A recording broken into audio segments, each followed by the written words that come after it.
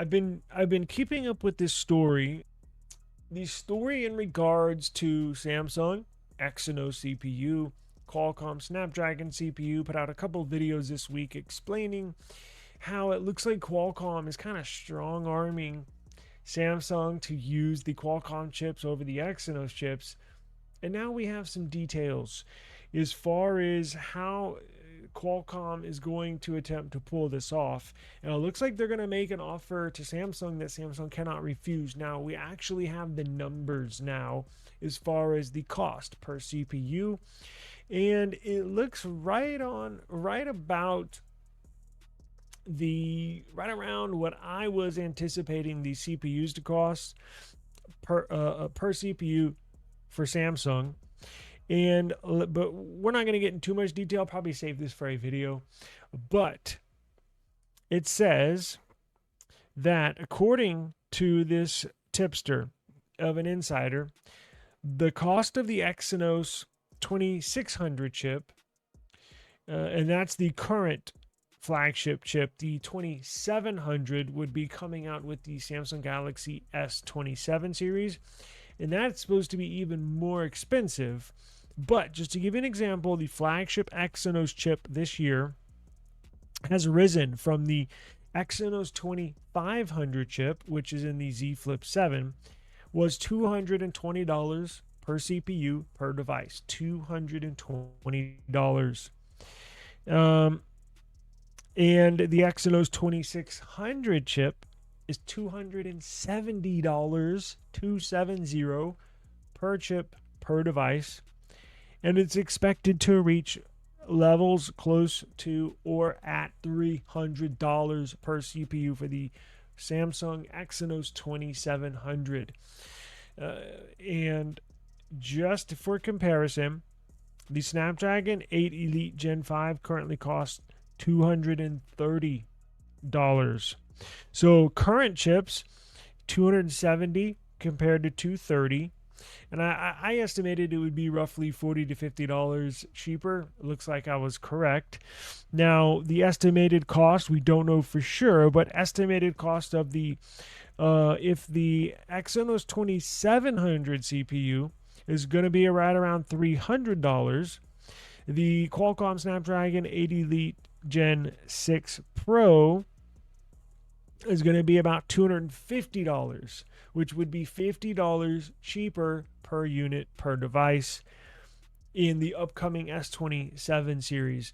Now, if you do the math, $50, remember when we did the math and I came up to $232 million in savings for Samsung going with the Qualcomm Snapdragon. Well, that number needs to be adjusted. So if they save roughly $50 per device, Samsung sells last year they sold 12 million S25 Ultra models. This year they're expected to sell 14 million.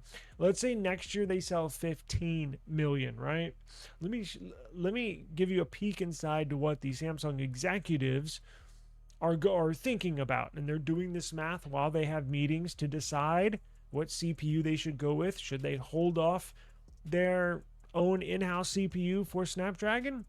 Well, let's see how much money they would save. Now, this is on the S27 Ultra only, let alone the other devices. I'm just talking about the Ultra model, right? So if they sell 15 million, let's see here, that's $750 million they would save. $250 million. Now, if they go with, let's say they do their entire lineup, so the S27, S27 Plus, and S27 Pro, let's just say they go all in on Snapdragon because they're trying to maximize their savings. I'm willing to say that's savings of basically $1 billion. $1 billion with a B. So you see how they're going to do it. I have no doubt they're going to do it, because why wouldn't they? Their mobile department is struggling, and with savings that totals that much money, they have no choice. They absolutely have no choice to push back the adoption of their own in-house CPU. So I fully expect the S27 Ultra, or if you perhaps you want to get the S27 Pro, I fully expect that to come with a Snapdragon 8 Elite Gen 6 Pro, and then in the Ultra and the Pro model. And what they'll probably do to save even more money is use the Snapdragon 8 Elite Gen 6, the watered down flagship CPU. They could save even more money putting the non-pro model of the Snapdragon in the S27 and S27 Plus, and then the Pro variant in the Pro and the Ultra. So pretty incredible. Look, Qualcomm, I'm sure, is going to lose a little money on the deal over what they fully of what they're expected to bring in revenue wise from Samsung, but it's either lose Samsung altogether to their own in-house CPU or cut them a deal. Maybe you might lose 5% on the revenue, but at least you still have that customer, as in Samsung, right? It's like trade-offs, right? Which one you choose? You're going to let them go on their own, or you still want that revenue? So they have to make concessions for their number one customer. So I think Qualcomm's doing the right thing by throwing them a bone, and the strategy is spot on. I think it's a phenomenal idea. And for Samsung, you have no choice but to use Qualcomm, and that's a good thing for consumers, right? That's a good thing. I would prefer, as a paying customer, a Qualcomm CPU over Exynos. That's just me. But like I said, in the future, 5 years from now or something, I'm sure.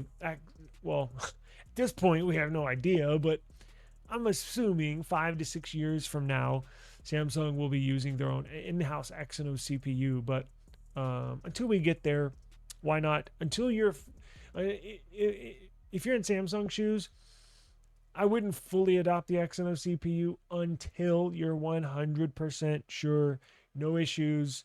You got a good CPU, and you're confident that your Exynos CPU is ready for a entire model takeover. Honestly, so we'll see how that goes. And then if you missed it, real quick before we do the giveaway, speaking of Samsung, it looks like the silicon carbon batteries are not yet quite ready. So there's a tipster, a supplier for Samsung, a battery manufacturer that sells that puts together these batteries and sells them to Samsung to put in devices. Well, they came out, a leak says they came out and confirmed that the S27 Pro, remember it's going to be the ultra spec model, just minus an S Pen. Now we know it's going to be a little smaller at 6.5 inches. Well, the battery supplier said that the battery for the S27 Pro is going to be a 5,000 milliamp per hour battery. Say 5,000. Well, that's what's in the S27 Ultra, right? Correct. Now, how do I know that they're not going to be using silicon carbon? Well, if they were, it would be a 7,000 milliamp per hour battery, right? Because you can cram more ions in that same space, in that same capacity. So that's how I know it's not silicon carbon. And if they're not going to do it for the Pro, they're not going to do it for the Ultra. So it looks like we're still a year away from Samsung adopting. Remember, it's not the traditional silicon carbon. It's not the same one you can find in a OnePlus 15. It's going to be their version. It's still technically silicon carbon, but it's maybe a tiny bit more advanced than what we're used to, like in OnePlus and in Motorola. Just not quite ready. They've been doing a ton of testing, but it looks like, look, on again, if you're in Samsung shoes, I wouldn't do it until you're 100% confident that in what you're putting out is a good thing, right? If there's any little hesitation, any little doubt, don't do it. You cannot afford a mishap at this point. You cannot afford another Note 7 debacle, where those phones notoriously blew up, caught fire.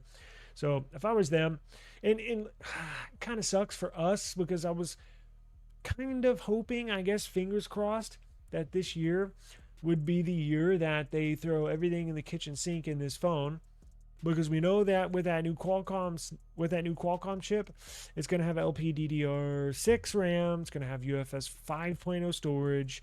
I was hoping the silicon carbon doesn't look like that. And then I guess what are we missing? We're missing the 10-bit display. So who knows at this point what they're going to do with that? I would hope they implement that. Not too wild about the about the privacy display, but we shall see. We shall see. But I know there's a lot of people that did not upgrade to this S26 Ultra, right? Because the S27, you're getting all new design, all new camera sensors. I forgot to mention that. And I was just hoping they would bring everything all in one. But I guess we'll have to wait another year. And sometimes they do this on purpose. Even if it is ready, they hold out one big feature to get everybody to buy the very next year's model phone. You know, like sometimes they'll hold it out on purpose just to give people something to look forward to on the following model. Sucks they do that, but they're not the only ones. Everybody does that, unfortunately. Qualcomm trying to sabotage Samsung. I don't think so. I mean, sabotage? Well, the strong choice of words. They don't want to sabotage Samsung because remember, they are a customer. They're just trying to keep the customer coming back for as long as possible. Can you blame them? I would do the same thing if I was in Qualcomm shoes. In fact, it's a fantastic strategy. If you think about it, I think it's phenomenal.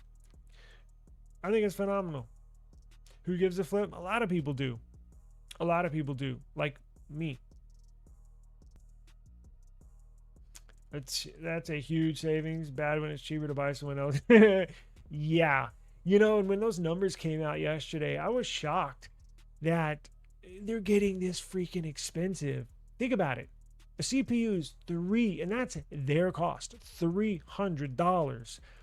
They're selling the phone for, let's just say like $1,000, even just the plus model, just a nice whole number.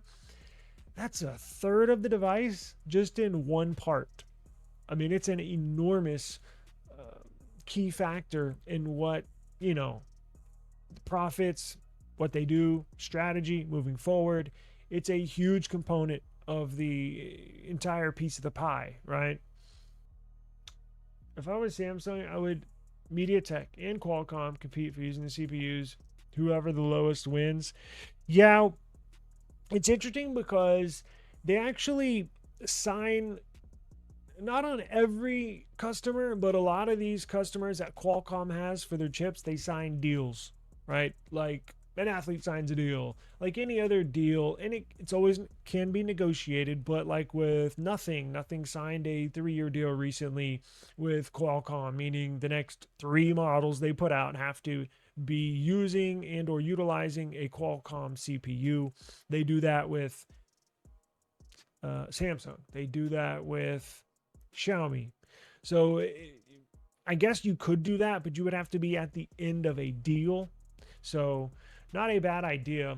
I like MediaTek, and they are cheaper. So maybe it's an option. I can guarantee you that they've talked.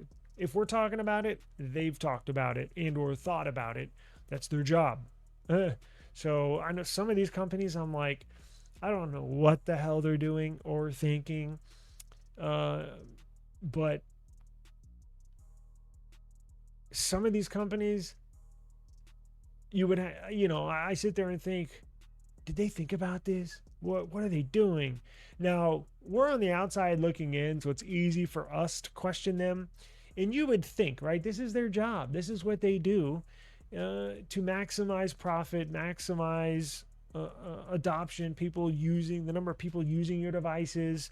This is their job. You would think they would sit around and talk about this stuff all day. So I'm sure they've had discussions about it, but only, we only know a small percentage of leaks and facts and things like that. They have all the numbers.